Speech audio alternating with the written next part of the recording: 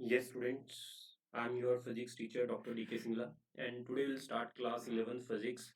बच्चों बेसिकली जो आपकी class 11th and 12th physics है इसके अंदर टोटल एनसीईआरटी के 30 चैप्टर्स हैं। 15 chapter are in class 11th and 15 chapter are in class 12th। तो आज हम 11th क्लास के चैप्टर्स की बात कर रहे हैं। सबसे पहले तो आपका जो 11th क्लास का जो फिजिक्स है ये बेसिकली चार पार्ट में डिवाइडेड है। इसी तरह 12th क्लास की फिजिक्स भी चार पार्ट में ही डिवाइडेड है। बेसिकली बच्चों जो 11th क्लास की फिजिक्स है ना, ये जनरली जो सीबीएसई में आपने क्लास 9th में चैप्टर्स पढ़े हैं थोड़ा बहुत उनके साथ मेल खाती है। ठीक है, तो ये बेसिकली चार पार्ट में डिवाइडेड है +1 की फिजिक्स। फर्स्ट पार्ट है मैकेनिक्स, सेकेंड पार्ट है solids and fluids, third part है हीट एंड लास्ट पार्ट है ऑसिलेशन एंड वेव।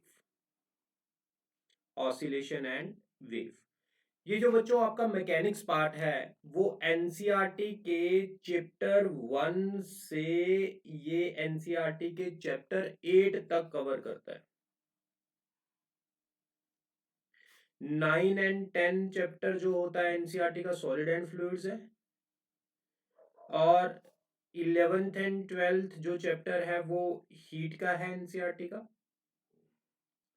और ऑसिलेशन एंड वेव जो है 13, 14 एंड 15 चैप्टर आपके एनसीईआरटी के कवर करता है। मतलब ये चीजें ऐसे 1 to 8 में आप मैकेनिक्स के बारे में ही पढ़ोगे।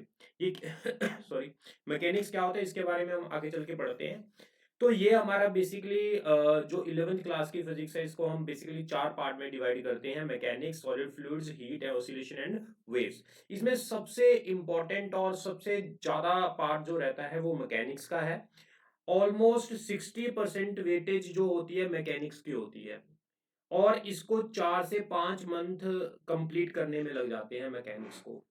ठीक बच्चों, और मोस्टली जो सिलेबस है 60% ये कवर करता है, बाकी 10-10% आप ये इसको आपको 10% लगा सकते हो, इसको आप 15 और इसको आप 15% लगा सकते हो। तो ऐसे आपका टोटल सिलेबस खत्म हो जाता है।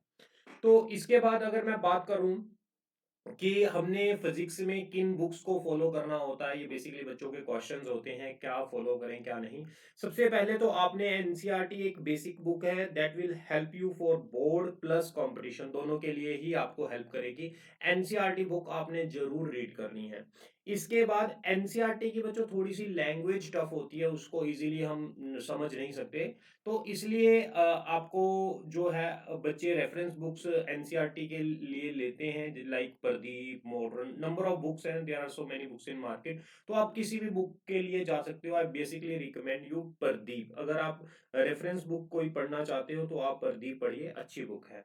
इसके बाद आप एनसीईआरटी पढ़ रहे हो, प्रदीप पढ़ रहे हो, तो अगर आप चाहते हो कि आप अपने कॉन्सेप्ट को और अच्छे बनाओ और अच्छे लेवल पर आप उसको यूज कर पाओ, तो आपके लिए एक बुक होती है एससी वर्मा।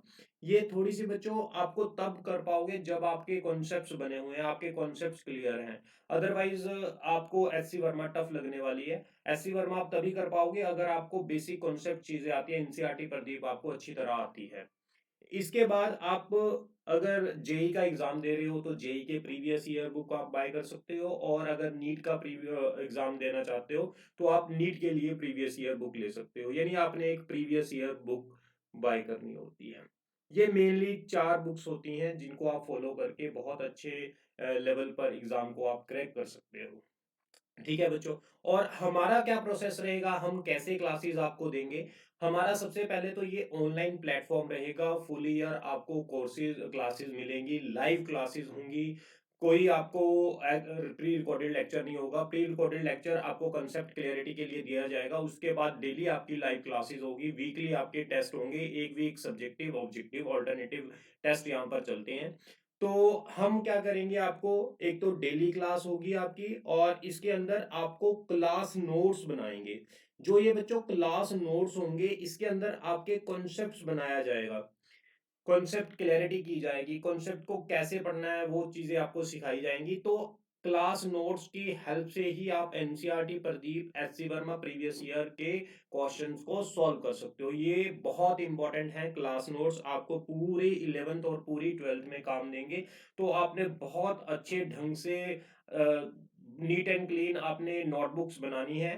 जो भी आपको लिखवाया जाएगा वो बहुत ज्यादा कंक्लूजन निकाल कर चीजें लिखवाई जाएंगी, सो दैट कि आपको एग्जाम में किसी तरह की कोई दिक्कत ना आए। इसके बाद आपको बच्चों क्लास नोट्स के बिहाफ पर ही डेली डीपीपीज आपको मिलेंगी। इसमें क्या होगा, लाइक मैंने आपको एक कॉन्सेप्ट करवा दिया, अब आपको वो कॉन्सेप्ट की प्रैक्टिस के लिए कुछ क्वेश्चंस की जरूरत होगी, वो क्वेश्चंस आपको डीपीपी की फॉर्म में दिए जाएंगे। इसके अलावा अगर आप डीपीपी कर रहे हो, आप कहते हो हमें और एक्स्ट्रा मटेरियल चाहिए, तो हम एक आपको स्टडी पैकेज देंगे जो फुल स्टडी पैकेज होगा प्रैक्टिस के लिए। इसके अंदर आपके सारे लेवल के क्वेश्चंस कंप्लीट होंगे, एनसीईआरटी भी, प्रदीप भी, एससी वर्मा भी, प्रीवियस ईयर भी। तो ये तीन चीजें हमारी तरफ से आपको मिलेंगी। और प्लस एक आपका जो टेस्ट है वो आपको वीकली टेस्ट यहां पर हम देंगे। एक टॉपिक कंप्लीट हुआ उसका टेस्ट, अगला टॉपिक कंप्लीट हुआ फर्स्ट एंड सेकंड दोनों टॉपिक का टेस्ट, मतलब ये आपको वीकली टेस्ट मिलेंगे। ये चार चीजें हम आपको अपनी तरफ से यहाँ पर प्रोवाइड करेंगे, फुल फुल ईयर प्रोवाइड करेंगे। फुल ईयर ये ऑनलाइन कोर्स होगा हमारा। ठीक बच्चों, इसके बाद अगर मैं बात करूं, अब हमने जो स्टार्ट करना है, आज का मेन टॉपिक है मैकेनिक्स। तो will start from mechanic first. Yes बच्चों, मैकेनिक्स में हमारे पास क्या होता है, सबसे पहले तो मैकेनिक्स का मतलब क्या होता है, study about motion of the body, body के मोशन के बारे में पढ़ना इज कॉल्ड मैकेनिक्स।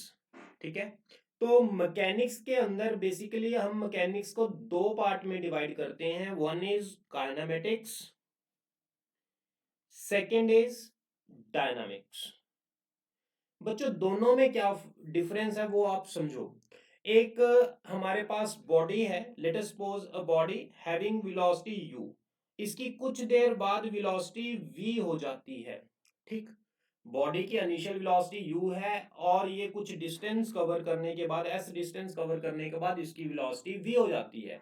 तो काइनेमेटिक्स में बच्चों हमने उसकी बॉडी की वेलोसिटी किसकी वजह से चेंज हुई है उस कॉज को स्टडी नहीं करते, जस्ट हम बॉडी की उन कंडीशंस को पढ़ते हैं, लाइक जैसे स्पीड, वेलोसिटी, डिस्प्लेसमेंट, एक्सेलरेशन, इन चीजों के बारे में पढ़ेंगे। इसके कॉज के बारे में स्टडी नहीं करेंगे कि किसकी वजह से इसकी स्पीड में चेंज हुआ है। डायनामिक में बच्चों हमने बॉडी के कॉज के बारे में भी पढ़ना है, कंडीशन तो पढ़ेंगे, स्पीड, वेलोसिटी, एक्सेलरेशन के बारे में पढ़ेंगे, साथ साथ हमने उस कॉज को भी पढ़ना है जिसकी वजह से बॉडी की स्पीड में चेंज हो रहा है। यानी काइनेमेटिक्स में हम ओनली इफेक्ट स्टडी करेंगे, कॉज नहीं स्टडी करेंगे। यानी इसके अंदर डिस्टेंस, वेलोसिटी, एक्सेलरेशन, इन चीजों के बारे में हम पढ़ेंगे। डायनामिक्स में बच्चों हमने इफेक्ट भी पढ़ना है, जो चेंज हुआ वो भी पढ़ना है, चेंज होने का कारण जो है वो भी हमने पढ़ना है, यानी स्पीड, वेलोसिटी, एक्सेलरेशन। वैसे बॉडी में स्पीड क्यों चेंज होती है, जब बॉडी पर फोर्स लगती है, यानी फोर्स के बारे में भी हम यहां पर पढ़ेंगे। क्लियर? तो इसके बाद हम स्टार्ट करते हैं काइनेमेटिक्स। काइनेमेटिक्स जो हम स्टार्ट कर रहे हैं बच्चों, काइनेमेटिक्स में कुछ बेसिक टर्म्स हैं। सबसे पहले है rest and motion. Rest and motion, ये आपको सभी को पता है, रेस्ट एंड मोशन क्या होता है, कोई टफ चीज नहीं है ये। यस बच्चों, जो चीजें आपको पता है तो थोड़ा सा हम उस पर टाइम कम लगाएंगे। रेस्ट क्या होता है, अगर ऑब्जेक्ट अपनी पोजीशन चेंज ना करे with respect to its surrounding, यानी अगर ऑब्जेक्ट की पोजीशन फिक्स हो, if position is fixed with respect to surroundings, अगर सराउंडिंग्स के अकॉर्डिंगली पोजीशन फिक्स हो तो फिर हम उसको क्या बोलेंगे, रेस्ट में है। Like book laying on a table, book जो है वो, ये कॉपी है, ये टेबल पर पड़ी है, किसके रिस्पेक्ट में, सराउंडिंग के रिस्पेक्ट में, ये रेस्ट पर पड़ी है। मोशन में क्या होगा हमारे पास, जिसके अंदर position not fixed with respect to surroundings. अगर पोजीशन फिक्स ना हो तो उसको हम क्या बोलते हैं, मोशन। अगर car moving on a straight road, उसके सराउंडिंग के अकॉर्डिंगली, ट्रीज के अकॉर्डिंगली, हमारे कोई पर्सन खड़ा है उसके अकॉर्डिंगली वो चल रही है, उसकी पोजीशन क्या हो रही है बच्चों, चेंज हो रही है। तो इसके बाद हम पढ़ते हैं rest and motion are relative terms. Rest and motion are relative terms, इसका मतलब क्या है बच्चों, हम इसको एक एग्जांपल से समझते हैं। हमारे पास एक बस है, इस बस के अंदर हमारे पास दो पर्सन हैं, एक पर्सन है ए और एक पर्सन है बी, और एक पर्सन बस के बाहर खड़ा है, उसका नाम है सी। अब ये पर्सन ये जो बस है वो चल रही है विद स्पीड वी, किसी भी स्पीड के साथ ये बस चल रही है। अगर हम यहां पर देखो ए से पूछेंगे बी के बारे में, तो ए क्या कहेगा, बी मेरे सामने बैठा हुआ है। अगर हम सी से पूछेंगे बी के बारे में तो सी कहेगा वो बस के अंदर, बी बस के अंदर जा रहा है। यानी जो ये बी है, बी पर्सन है, वो ए के रिस्पेक्ट में तो रुका हुआ है, बी के रिस्पेक्ट में वो चल रहा है। यानी ये जो ऑब्जेक्ट है बी, वो एक टाइम पर किसी के अकॉर्डिंगली रेस्ट में हो सकता है, एट द सेम टाइम किसी अदर पर्सन के रिस्पेक्ट में वो मोशन में हो सकता है। This is called rest and motion are relative terms. जो रेस्ट में है वो मोशन में भी हो सकता है। तो इसको हम लिख लेते हैं बच्चों, rest and motion are relative terms. An object, yes बच्चों लिखो, an object which is at rest can also be in motion, can also be in motion simultaneously। ठीक, अब हमने बच्चों ये बताना है कि बी रेस्ट में है या बी मोशन में है। तो सबसे पहले हम किस के बारे में बताएंगे, हमें अगर किसी की भी ऑब्जेक्ट के मोशन और रेस्ट के बारे में बताना है तो first we need to define about observer. We किससे पूछ रहे हैं, अगर हम बी के बारे में पूछ रहे हैं, किससे पूछ रहे हैं, ए से पूछ रहे हैं या सी से पूछ रहे हैं। तो सबसे पहले हमें अगर किसी भी ऑब्जेक्ट के मोशन और रेस्ट के बारे में बताना है तो सबसे पहले हम बताएंगे कि ऑब्जर्वर कौन सा है। ठीक, बी किसके रिस्पेक्ट में पूछ रहे हैं, तो लिखो रेस्ट एंड मोशन को बताने के लिए हमें सबसे पहले तो जरूरत होती है ऑब्जर्वर। ऑब्जर्वर क्या होता है बच्चों, हु इज मेकिंग ऑब्जर्वेशंस, जो ऑब्जर्वेशंस लेता है, हु ऑब्जर्व मोशन, जो मोशन को ऑब्जर्व करता है। अब बच्चों अगर मैंने कह दिया बी के बारे में हमने बताना है कि मोशन में है या रेस्ट में है ए के रिस्पेक्ट में, तो ए क्या हुआ, ऑब्जर्वर। अब ए कहां पर है, ए की लोकेशन कहां है, बस, तो इसको बोलते हैं फ्रेम ऑफ रेफरेंस। अगर मैंने बी के बारे में पूछना है तो किससे पूछूंगा, सी से पूछ रहा हूं, तो सी क्या है, ऑब्जर्वर। सी कहां बैठा है, बाहर सड़क पर, रोड पर है, तो इट मींस वो रोड जो है वो इसकी लोकेशन हुई। तो आगे हमारे पास ऑब्जर्वर भी चाहिए और हमें रेस्ट एंड मोशन को बताने के लिए ऑब्जर्वर की लोकेशन भी चाहिए। लोकेशन को बच्चों एक नाम और भी देते हैं, frame of reference, FOR, frame of reference, FOR। Frame of reference क्या होता है, वो लोकेशन जहां से ऑब्जर्वर क्या कर रहा है, मेकिंग ऑब्जर्वेशंस। तो लिख लो इसको आप, FOR, frame of reference, right down.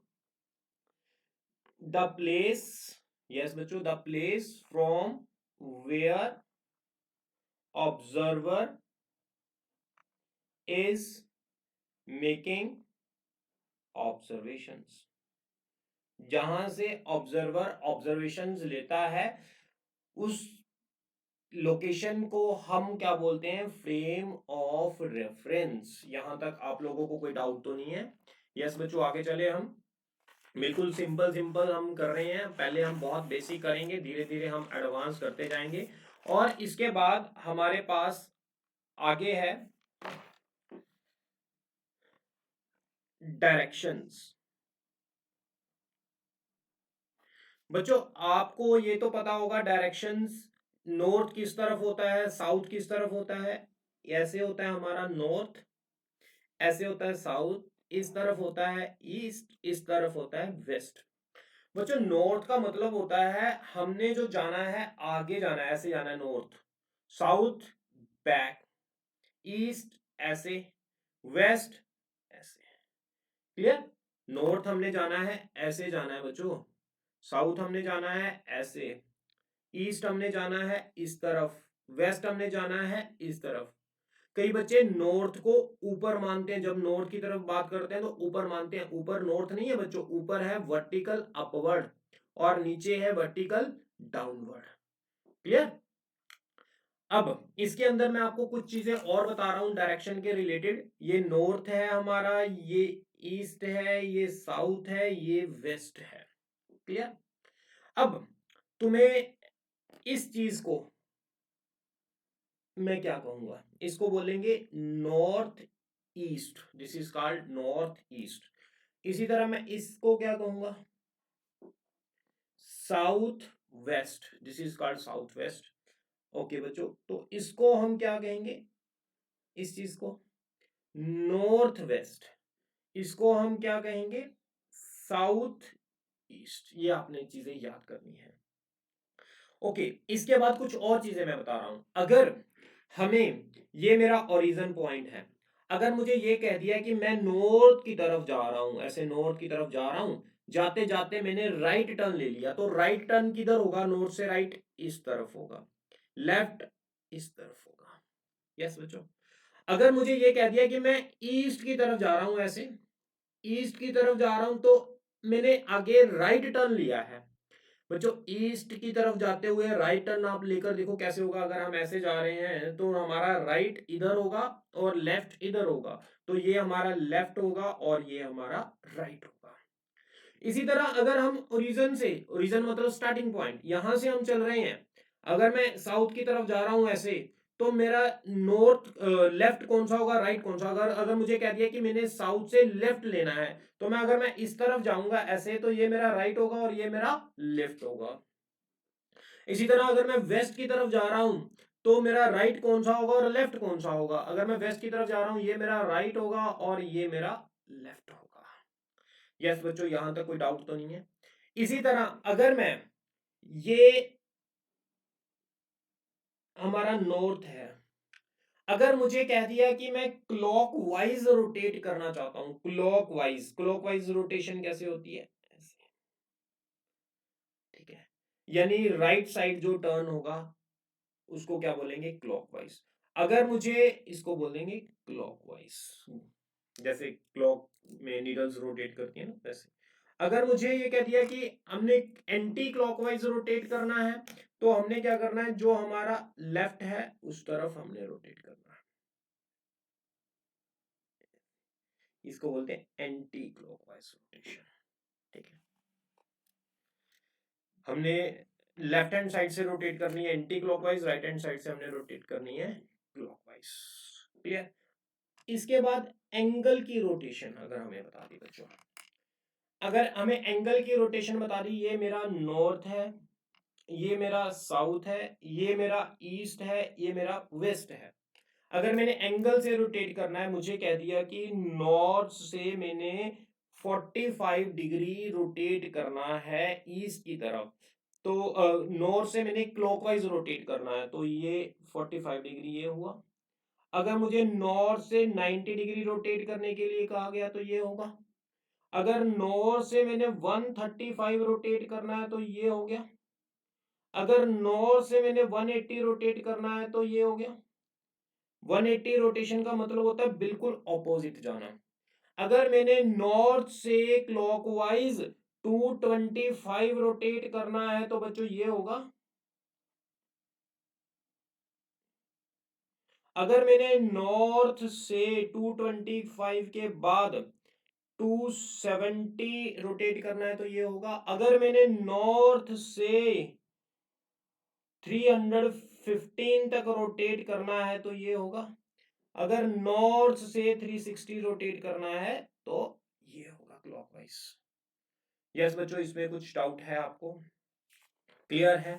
इसी तरह इसको हम एंटी क्लॉकवाइज रोटेशन भी कंसीडर कर सकते हैं। अब मैं आपको कुछ प्रॉब्लम्स करवा रहा हूं बिल्कुल डायरेक्शंस के रिलेटेड। एक्चुअली बच्चों ये डायरेक्शंस बेसिक क्वेश्चंस हैं। सबसे पहले जो फर्स्ट टाइप के मैं आज आपको क्वेश्चंस करवा रहा हूं ये डायरेक्शन बेस्ड क्वेश्चन है और ये बहुत इंपॉर्टेंट क्वेश्चंस होते हैं, पेपर में भी आ सकते हैं ये क्वेश्चन। सबसे पहला हम क्वेश्चन करते हैं, write down first question.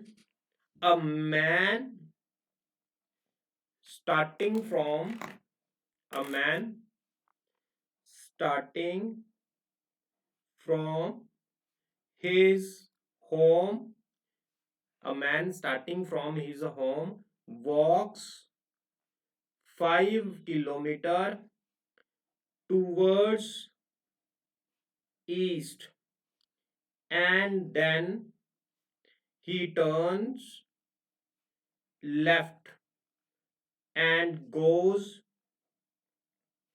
4 kilometer. At last he turns to his left and walk 5 kilometer. Now find the distance between the man and his home, and also find at which direction he is facing. तो answer देखो बच्चों, कोई जल्दी नहीं करनी, पहले बड़े आराम से क्वेश्चन समझना है। स्टेटमेंट नोट करो और स्टेटमेंट को ध्यान से पढ़ो। हमारे पास स्टेटमेंट के अंदर बच्चों क्या कह रहा है, a man starting from his home, एक मैन अपने घर से चल रहा है 5 किलोमीटर टूवर्ड्स ईस्ट। मैन ने घर से चलना स्टार्ट किया, ये बच्चों मैन का होम है, उसने घर से चलना स्टार्ट किया, कितना 5 किलोमीटर वो चला टूवर्ड्स ईस्ट। नॉर्थ साउथ ये होता है ईस्ट आपका, ये आपको पता है। And then he turns left, तो वो लेफ्ट टर्न लेता है। अब इसका राइट ये होता है, लेफ्ट ये होता है। लेफ्ट कितना टर्न लेता है, 4 किलोमीटर। लेफ्ट टर्न लेकर ये 4 किलोमीटर ऊपर चला जाता है, ये गया 4 किलोमीटर अपवर्ड। ठीक बच्चों, इसके बाद at last he turn to his left, फिर ये लेफ्ट टर्न कर रहा है। अब इसका राइट ये होगा और लेफ्ट ये होगा, यस ये इसका लेफ्ट होगा, ये इसका राइट होगा। लेफ्ट की तरफ कितना टर्न कर रहा है ये, 5 किलोमीटर। 5 किलोमीटर होम से इधर गया था, अब 5 किलोमीटर इधर जाएगा तो ये दोबारा यहां पर पहुंच जाएगा, ये भी 5 किलोमीटर है। ठीक है, अब इसके बाद हमें क्या पूछ रहा है, now find distance between the man and his home. अब इसके मैन और होम के बीच में कितना डिस्टेंस रह गया, ये कितना है बच्चों, 4 किलोमीटर। तो ऑब्वियसली ये भी कितना होगा, 4 किलोमीटर। मैन एंड होम के बीच में डिस्टेंस कितना आ गया, 4 किलोमीटर। ये तो हमारा आंसर आ गया। इसके बाद अगर मैन ऐसे जा रहा है तो इसकी फेस की जो डायरेक्शन होगी वो इस तरफ होगी। यस बच्चों, अगर फेस की डायरेक्शन इस तरफ होगी तो इस तरफ कौन सी डायरेक्शन होती है, ये नॉर्थ साउथ ईस्ट वेस्ट, ये वेस्ट की तरफ। तो फेस किधर होगा, आंसर आ गया 4 किलोमीटर टूवर्ड्स वेस्ट, ये हमारा आंसर है। इसी तरह आप सेकेंड क्वेश्चन लिख सकते हो, अ मैन स्टार्टिंग, यस बच्चों नेक्स्ट क्वेश्चन लिखो, a man starting from his home moves 4 kilometer towards east, then he turns right and moves 3 kilometer. Now what will be the minimum distance covered by him to come back to his home? अब minimum distance पता करना है बच्चों यहाँ। अब देखो solution, a man starting from his home, अगर man home से स्टार्ट कर रहा है, मूव्स 4 किलोमीटर टूवर्ड्स ईस्ट, वो ईस्ट की तरफ जा रहा है 4 किलोमीटर, ये ईस्ट होता है, ईस्ट की तरफ गया 4 kilometre, and then he turns right, ये लेफ्ट होता है, ये इसका राइट होता है, राइट की तरफ टर्न कर गया, कितना चल रहा है 3 किलोमीटर, 3 किलोमीटर ये चला गया। अब हमें क्या कह रहा है इसके बाद, now what will be the minimum distance, अब मिनिमम डिस्टेंस, ये होम है ये मैन है, इनके बीच का मिनिमम डिस्टेंस तो ये होगा ना शॉर्टेस्ट, तो ये निकालना है। तो ये कितना होगा हमारे पास, पाइथागोरस थ्योरम से निकाल लेंगे। यस बच्चों, पाइथागोरस थ्योरम क्या होती है हमारे पास, hypotenuse square is equal to perpendicular square plus base square, hypotenuse हमने निकालना है, परपेंडिकुलर कितना है 3, बेस कितना है 4, यानी 9 प्लस 4 16, इसको बोल देंगे 25, तो 25 का रूट h कितना आ जाएगा हमारे पास 5 किलोमीटर, ये मिनिमम डिस्टेंस आ गया। यस बच्चों, इसमें कोई डाउट तो नहीं है? ओके, यस नेक्स्ट क्वेश्चन लिखो इसी के साथ का,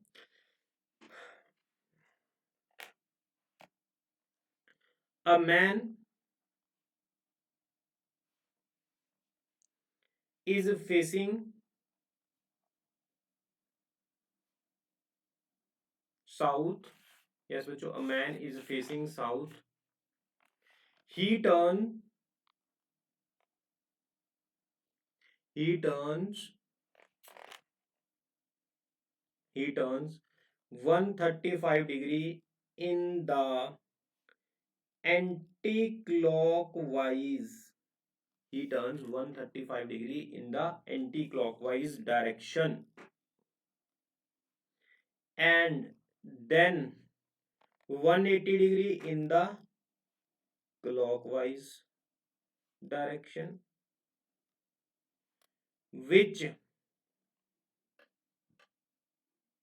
yes बच्चों, which direction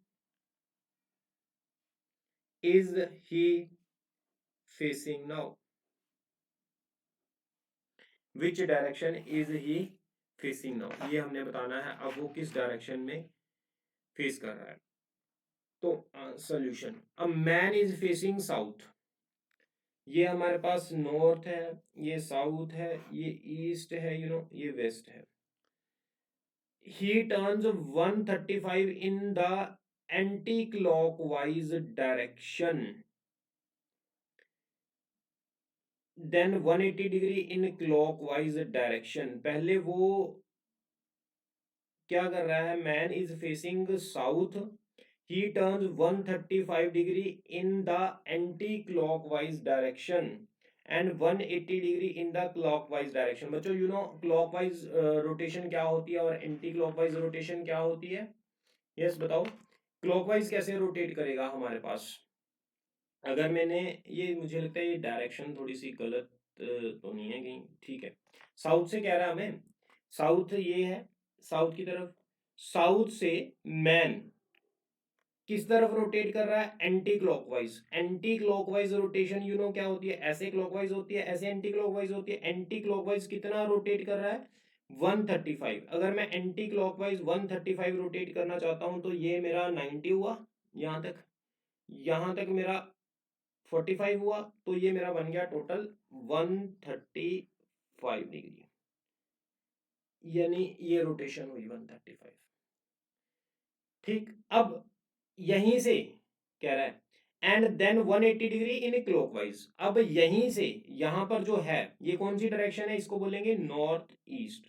ठीक, यहीं से वो कितना टर्न कर रहा है 180, क्लॉकवाइज कैसे होता है ऐसे 180, ये 135 हो गया, और 180 का मतलब बच्चों एग्जैक्ट ऑपोजिट होता है, ये ऐसे है तो इसका बिल्कुल उलट हो जाएगा, तो यानी ये हो गया 130। तो ये कौन सी डायरेक्शन आ गई, इसको बोलेंगे south west, this is your answer. ठीक, इसमें कोई डाउट तो नहीं है? एक और ऐसा क्वेश्चन करते हैं, अ man is facing towards west and turns through 45 degree clockwise, again 180 degree clockwise. Yes, again 180 degree clockwise, and then turns through 270 degree anti-clockwise. In which direction? In which direction is he facing now? बच्चों ये पूरे questions आपने note करने हैं, पूरी statement note करनी है, कोई शॉर्टकट नहीं लगाना कि आप सोल्व करने लग जाओ क्वेश्चन होता और ये अच्छे अच्छे नोट्स बनाने हैं आपको। हर कैटेगरी के क्वेश्चंस करवाए जाएंगे जैसे जैसे पेपर में पूछे जा सकते हैं। अब man is facing towards west. अगर मैं यहाँ पर डायरेक्शंस ड्रॉ करूं बच्चों, सबसे पहले तो ये मेरा नॉर्थ है, ये साउथ है, ये ईस्ट है, ये वेस्ट है, ठीक। अब man is facing towards west, अब वेस्ट की तरफ उसका फेस है मैन का, वेस्ट की तरफ मैं बना लेता हूं, ये वेस्ट की तरफ है मैन, ठीक है। Turns through 45 degree clockwise. अब क्लॉकवाइज यू नो किस तरफ टर्न होता है, हमेशा मैंने आपको बताया अगर वेस्ट की तरफ जा रहा हूँ ये लेफ्ट है ये राइट है। यस बच्चों, क्लॉकवाइज टर्न हमेशा राइट टर्न होता है। अगर मैं इसका बताऊं, अगर मैं यहाँ जा रहा हूँ ये मेरा लेफ्ट होगा ये मेरा राइट होगा, क्लॉकवाइज टर्न हमेशा राइट की तरफ टर्न लेना होता है। अब मैं यहाँ से राइट की तरफ टर्न लेता हूँ, कितना 45 डिग्री, ये मेरा क्लॉकवाइज टर्न, ठीक। यहाँ पर आ जाएगी अगेन 180 डिग्री क्लॉकवाइज, फिर यहां से 180 डिग्री, इसका राइट यहाँ होगा लेफ्ट यहाँ होगा, 180 डिग्री यानी ये यहाँ है तो बिल्कुल इसका ऑपोजिट बन जाएगा 180 डिग्री में तो बच्चों, ठीक है। ये 180 डिग्री आ गया। इसके बाद कह रहा है and then turns through 270 degree anti clockwise, 270 degree anti clockwise. बच्चों 270 डिग्री एंटी क्लॉकवाइज, अगर मैं यहां से अब एंटी क्लॉकवाइज अगर मैं बात करूं, ये मेरा राइट है ये मेरा लेफ्ट, लेफ्ट की तरफ हमने एंटी क्लॉकवाइज टर्न करना है तो ये मेरा 180 हुआ, 180 में 45 प्लस किया 225 हुआ, 225 में अगर मैं 45 ऐड करता हूं तो ये मेरा बन गया, इसके बाद ये यहां पर आ जाएगा, तो ये मेरा बन जाएगा फाइनल लोकेशन। इसमें किसी को कोई डाउट तो नहीं है, ये मेरी फाइनल लोकेशन आ गई। फाइनल कौन सी आ गई है, साउथ वेस्ट। आप इसमें शॉर्टकट भी लगा सकते हो, अगर 270 डिग्री हमें एंटी क्लॉकवाइज पूछ रहा है तो आप इसको कह सकते हो 270 एंटी क्लॉकवाइज की जगह मीन 90 डिग्री क्लॉकवाइज, ठीक है। यहां से क्लॉकवाइज राइट 90 डिग्री रोटेट कर दो, सीधा आप यहां से यहां तक पहुंच सकते हो, तो वो भी आसान है, ऐसे भी कर सकते हो, ठीक है बच्चों। ओके, नेक्स्ट क्वेश्चन लिखो। यस बच्चों, अगला क्वेश्चन लिखो आप। यहां तक कोई डाउट तो नहीं है, आपको समझ आ रहा है पूरा? ओके, लिखो। रोहन वॉक्स a distance of 3 kilometer towards north, then turns to his left and walks for 2 kilometer. He again turns left and walks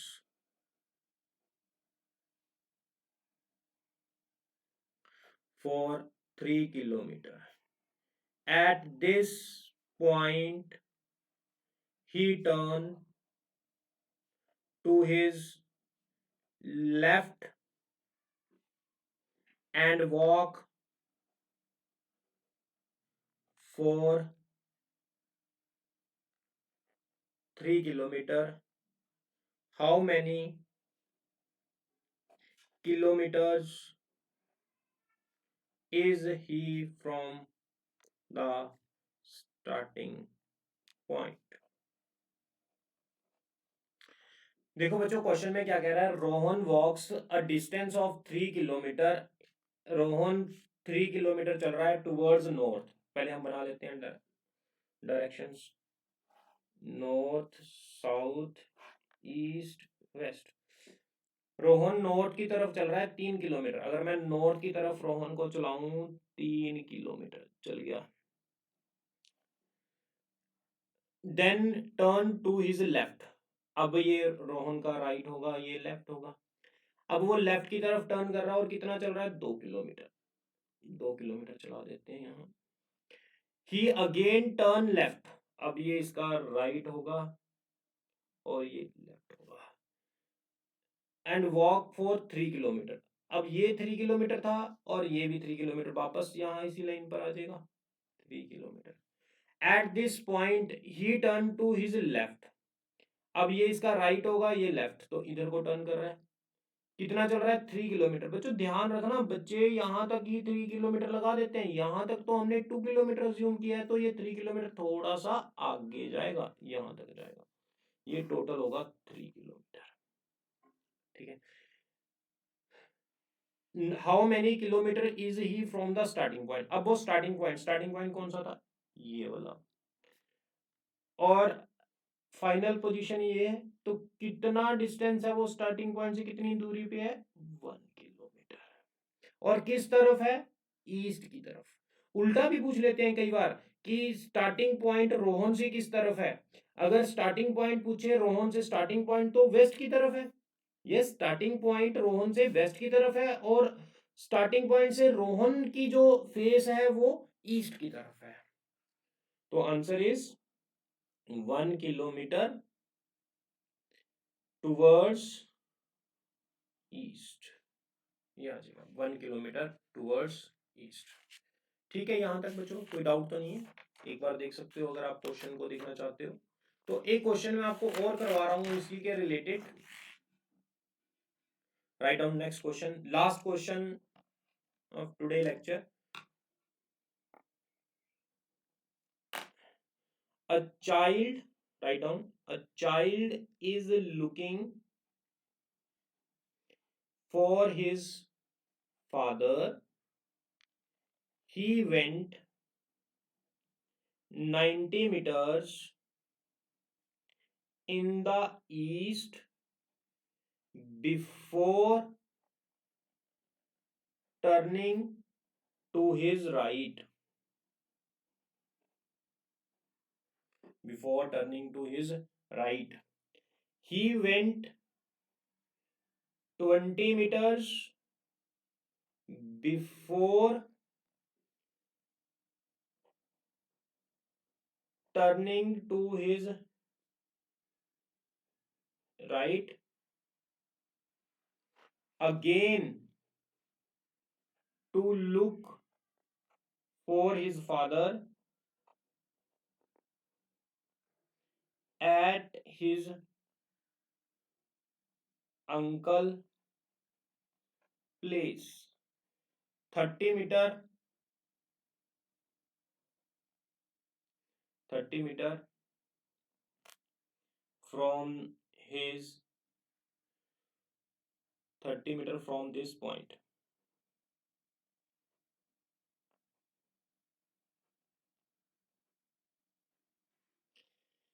His father,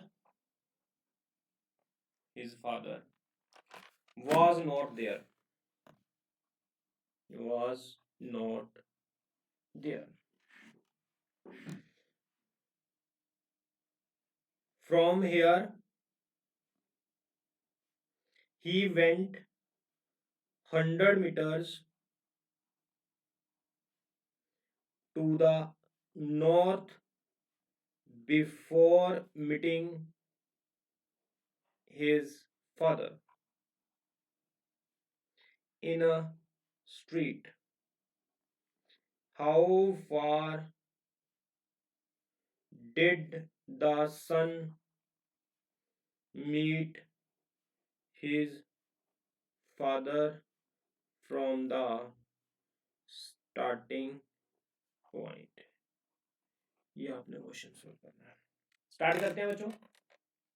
पहले तो सबसे पहला काम हम डायरेक्शन बना लो, north south east west, clear, ये हमने डायरेक्शंस बना ली।